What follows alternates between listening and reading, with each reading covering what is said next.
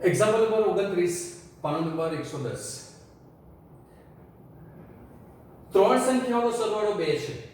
ત્રણ જે સંખ્યાઓ છે તેનો સરવાળો 2 છે એટલે આપણે ત્રણ સંખ્યાઓ ધારવી પડશે આપણે ત્રીજી સંખ્યાને 3 વડે ગુણીને તેમાં બીજી સંખ્યા ઉમેરીએ તો આપણને 11 મળે છે ત્રીજી સંખ્યાને એટલે આપણે પહેલી બીજી ત્રીજી સંખ્યા એ રીતે ધારવું પડશે તો આપણે ધારી લઈએ કે પ્રથમ બીજી અને ત્રીજી સંખ્યાઓ અનુક્રમે x y અને z છે બરાબર છે એટલે પહેલી x બીજી y અને ત્રીજી z અને પછી જે કઈ સમીકરણો તમને બનાવવાના છે જે કઈ માહિતી આપેલ છે તે પ્રમાણે આપણે સમીકરણો બનાવીએ અને પછી તમને કીધું છે તે પ્રમાણે બેઝિક સ્વરૂપમાં દર્શાવો એટલે આપણે બેઝિક સ્વરૂપમાં દર્શાવીએ પહેલા અને પછી સાઇનનો ઉપયોગ કરીને તે સંખ્યાઓ એટલે કે x y અને z શોધીશું બરાબર તો ધારી લઈએ કે ધારો કે પ્રથમ સંખ્યા x બીજી સંખ્યા y અને ત્રીજી સંખ્યા બરાબર z છે પહેલી સંખ્યા x બીજી સંખ્યા y અને ત્રીજી સંખ્યા z છે એ રીતે આપણે ધારી લઈએ હવે વાંચો આપેલી શરત મુજબ આપણે એવું લખીએ એટલે કે શરત આપી છે તેનો ઉપયોગ કરવાનો છે આપણે એવું લખવાનું તો કે આપેલી શરત મુજબ પહેલું ત્રણ સંખ્યાઓનો સરવાળો ત્રણ સંખ્યાઓ x y અને z તેનો સરવાળો એટલે x y z બરાબર શું થશે તો કે x y z બરાબર સરવાળો 2 છે એટલે 2 આપણે ત્રીજી સંખ્યાને 3 વડે ગુણીએ ત્રીજી સંખ્યા z એટલે 3 વડે ગુણીએ તો 3z તેમાં બીજી સંખ્યા ઉમેરીએ એટલે y ઉમેરીએ એટલે કે વત્તા y કર્યા તો આપણને 11 મળે છે તો આપણને 11 મળ્યા ત્યાર પછી આ પતી ગયું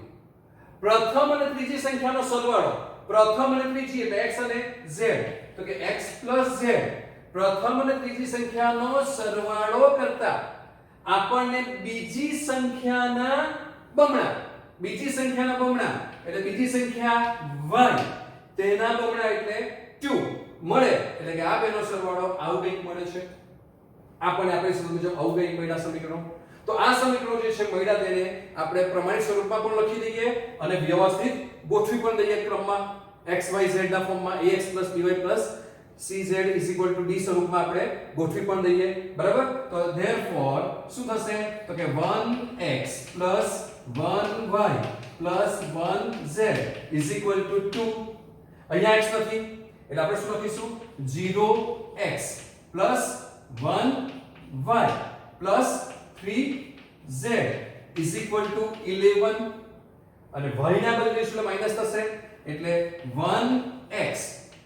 + -2y + 1z = આમ આવશે કે અહીંયા આવશે 0 શું આવશે 0 બરાબર તો આ સમીકરણ થઈ ગયા તો સમીકરણ સંયુક્તને ને શ્રેણિક સ્વરૂપે લખીએ તો ને શ્રેણિક સ્વરૂપે લખતા તો આને આપણે શ્રેણિક સ્વરૂપે લખીએ તો શ્રેણિક સ્વરૂપે લખીએ તો શું થશે આપણે અહીંથી લખવાનું સ્ટાર્ટ કરીએ પછી જગ્યા ઉપર હશે ત્યાં જઈશું તો શ્રેણિક સ્વરૂપે શું થાય તો કે પહેલા તો તમને ખબર જ છે તો કે x y અને z ના સહગુણકમાંથી બનતો શ્રેણિક લેવાનો એટલે 1 1 1 એટલે 1 1 1 પછી 0 1 3 એટલે 0 1 3 થશે પછી 1 - 2 1 એટલે 1 - 2 1 x y z = 2 11 0 તો 2 11 0 થશે બરાબર therefore ax = b જ્યાં a બરાબર કોણ તો કે આ શ્રેણિક છે તે એટલે કે 1 1 1 0 1 3 1 - 2 1 થશે x = this અને b = this એટલે આ 0 છે x = x y z અને b = 2 11 0 થાય તો હવે આપણે ઉકેલ શોધવાનો એટલે કે x y z ની કિંમત શોધવાની એટલે મારે એડજોઇન્ટ ઓફ a ની જરૂર પડે તે પહેલા ડિટર્મિનન્ટ ઓફ a ની જરૂર પડશે બરાબર છે તો પહેલા ડિટર્મિનન્ટ ઓફ a શોધી કાઢીએ તો નિશ્ચયકમાં a બરાબર પહેલી હાફી નિષ્કર્ષ કરીએ તો 1 1 માઈનસ માઈનસ પ્લસ એટલે 1 પ્લસ 6 થશે 3 દુ 6 પછી માઈનસ 1 બરાબર સહવયવમાં કામ આવશે એટલે આપણે પહેલી હાફી નિષ્કર્ષ કરીએ છીએ બરાબર 0 માઈનસ 3 એટલે માઈનસ 3 થશે અને પ્લસ 1 0 માઈનસ 1 થશે એટલે માઈનસ 1 બરાબર એટલે શું મળ્યું તમને એટલે 7 plus sorry minus minus plus 3 minus 1 is equal to 9 not equal to 0 માટે શું કહેવાય તો કે a એ સામાન્ય શ્રેણિક છે a એ સામાન્ય શ્રેણિક છે અને a જો સામાન્ય શ્રેણિક હોય તો a ઇન્વર્સ અસ્તિત્વ ધરાવે છે માટે a ઇન્વર્સ અસ્તિત્વ ધરાવે છે બરાબર છે આ દાખલો તમારી પાસે સ્ટ્રેટ ફોરવર્ડ છે તમને બધું ખબર જ છે હવે એડજોઇન્ટ શોધવાનો તો એડજોઇન્ટ માટે આપણે શું કરીએ છીએ તો તે રીતે શોધીશું તો a11 a12 a13 બરાબર છે પછી a21 a22 a23 પછી a31 a32 અને a33 આવશે બરાબર ચિહ્નો મૂકવાના તો વચ્ચેના ઘટકોને માઈનસ આપીએ છીએ આપણે માઈનસ માઈનસ અને માઈનસ બરાબર છે ચાલો પહેલા માટે તો તમને ખબર જ છે 7 -3 -1 આવશે તે લખી દઈએ તો કે 7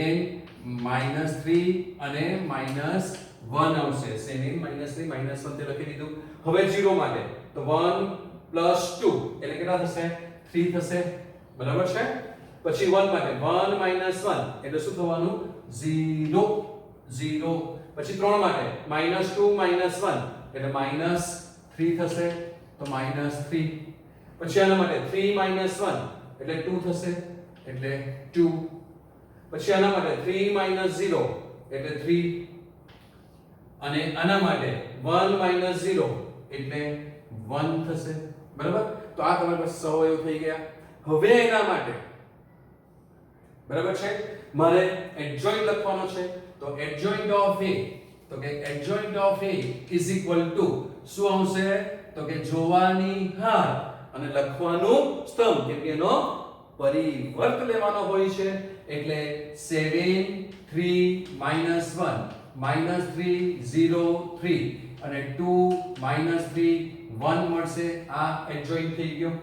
બરાબર હવે તમને ખબર જ છે ax b હતું તો હવે ax b this implies x a inverse into b થાય માટે x a inverse તમને ફોર્મ્યુલા ખબર છે આપણે અહીંયા લખી નથી આગળના એક્ઝામ્પલ લખી હતી તો 1 upon determinant of a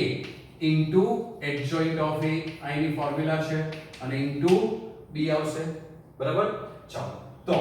x 1 upon determinant of a ની કિંમત 9 હતી તો 9 into adjoint of a આ હતો એટલે 7 -3 2 3 0 -3 -1 3 1 અને b ની કિંમત દીકરાઓ b ની કિંમત 2 11 0 હતી તો 2 11 0 so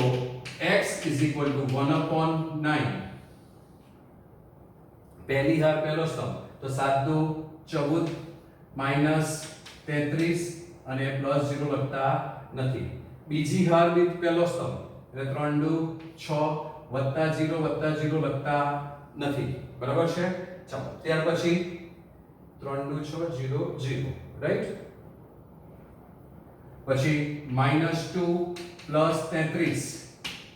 -2 + 33 એડજોઇન્ટ માં 0 આવેલો 1 - 1 ઓકે બરાબર છે -2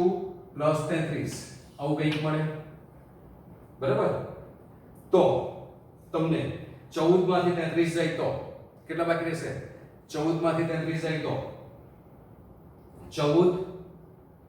ને 10 24 અને બીજા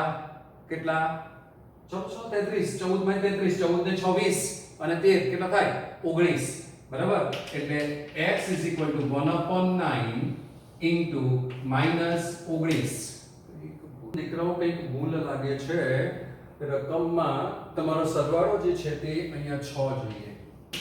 બરાબર છે એટલે પહેલા સમીકરણમાં અહીંયા 6 આવશે કશે નડવાના નથી આપણે છેલ્લે જ ગણતરીમાં નડ્યા એટલે આ 6 આવશે બરાબર એટલે અહીંયા પણ આ 6 અહીંયા પણ 6 આવશે ગણતરીમાં કશે અત્યાર સુધી પ્રોબ્લેમ ના આવ્યો આપણને અહીંયા જોબ આ પ્રોબ્લેમ આવે છે એટલે અહીંયા આવશે 6 બરાબર છે હવે ડાઉટ તમને પણ જવા જોઈએ કે કશે કંઈક મિસ્ટેક છે તો હવે 7×42 થશે 7×42 - 33 + 0 બરાબર છે પછી 6 તારી 18 એટલે આ પણ બરાબર છે હવે આ -6 થશે +33 એ પણ બરાબર છે તો 42 - 33 એટલે 9 થશે બરાબર એટલે ધીસ ઇઝ 9 18 ડિવાઇડ બાય ચાલો 18 જ રહેશે આ તો ઓકે 33 - 6 એટલે 27 થશે અને એને જો 9 વડે ભાગી દઈએ તો શું મળશે તમને 1 2 અને 3 બરાબર છે તો x કોણ હતું તો કે સ્મોલ x સ્મોલ y અને સ્મોલ z હતા માટે x y z is equal to 1 2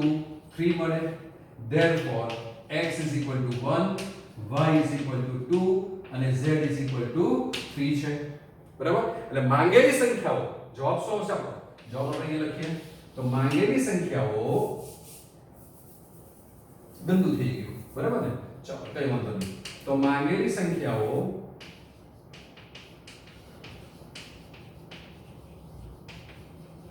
અનુક્રમે લખી દઈએ પહેલી બીજી ત્રીજી જ કહેવાય બરાબર તો અનુક્રમે 1 2 અને 3 છે બરાબર છે તો દીકરાઓ આ આપણો આ ચેપ્ટરનો છેલ્લો દાખલો હતો એટલે ગુજરાત બોર્ડની ટેક્સ્ચ્યુઅલ કે એનસીઈઆરટી ની બુક કે સીબીએસઈ ની બુક છે તો તમે એના ટેક્સ્ટના એક એક્ઝામ્પલ પૂરા થાય છે હજુ આપણે તમને પ્રેક્ટિસ થાય એ માટે બીજા એક્સ્ટ્રા દાખલાઓ ગણીશું નેક્સ્ટ લેક્ચરમાં અને તમને એક જ વિનંતી છે કે તમે વારંવાર દાખલાઓ ગણો બરાબર છે અને આ રીતનું કંઈક તમને વધારે કંઈક જોઈતું હોય તો તે માટે અમારી ચેનલ જે છે એને સબસ્ક્રાઇબ કરતા રહો લાઈક કરો કોમેન્ટ કરો અને સાથે શેર પણ કરતા રહો કે જેથી તમારા જેવા બીજા કોઈ વિદ્યાર્થીઓ કે જે લોકો ન ભણી શકતા હોય અને એ લોકોને તમે વધારે લાઈક કરશો તો એ લોકોને જોવા મળશે જ્યારે સર્ચ મારશે ત્યારે જલ્દી આવશે તો એ લોકો જોઈ શકશે અને ગુજરાતીમાં તમને સારું મટીરીયલ મળી રહે તો એ લોકો પણ ભણી શકે અને પોતાની તમારી સાથે સાથે બીજા પણ વિદ્યાર્થીઓનું ભલું થાય એ લોકોની લાઈફ બનાવી શકે તો તમે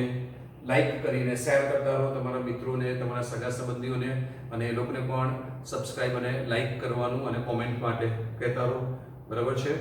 તો ચેનલને સબસ્ક્રાઇબ કરજો સંસ્કાર એજ્યુકેશન તમે